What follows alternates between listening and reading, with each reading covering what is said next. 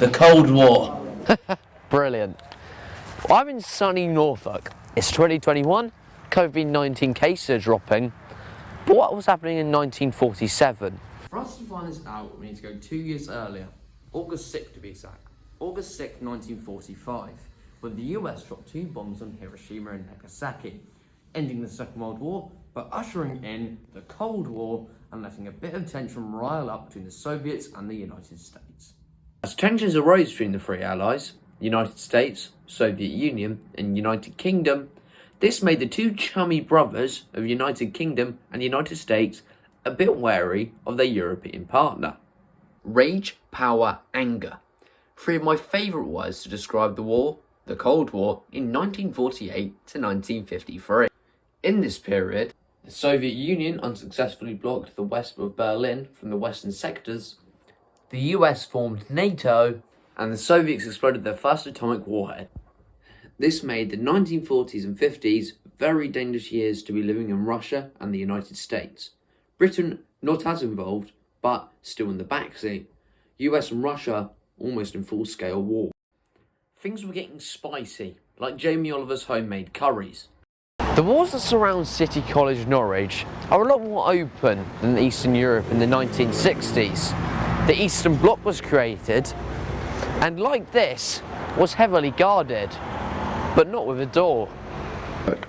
After getting somewhat spicy, the war turned into a bit of a yucky Greek yogurt and calmed down after Stalin died in 1953, really cleaning up their act. It's 1962, it's the Cuban Missile Crisis, the closest we've ever seen to nuclear war. Weapons like this and that were going to be used, but 10 times stronger. Nuclear power explosions!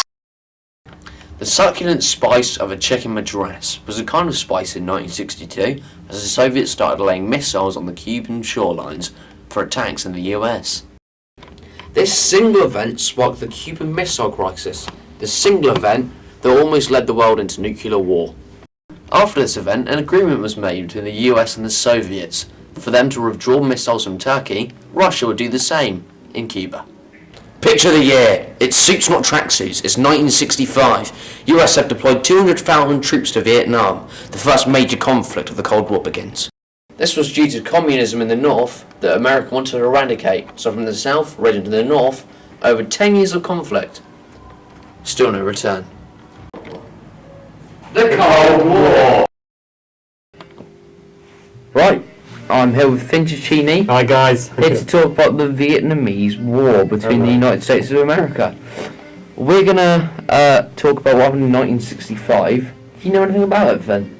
First of all, Alex, can I just shake your hand? I love your work. Well, a couple of things I do know. Actually, a gargantuan amount of US soldiers actually went to Vietnam in, I think it's 1965, correct me if I'm wrong. Yeah, that's correct. But it was 1965, and, you know, they're really trying to get the upper hand on these Vietnamese troops. 200,000, if I'm not mistaken, isn't it? I think it was 250, but...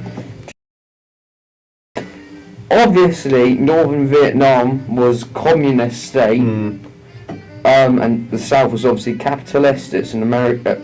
The Americans welcomed that. Do you maybe think that the Cold War maybe was the most influential war of the 20th century? I wouldn't go that far. And that's the Cold War wrapped in a nice 10-minute bun, starring Finchicini. and your host Archie Ravenscroft. Goodbye from us. Goodbye from you.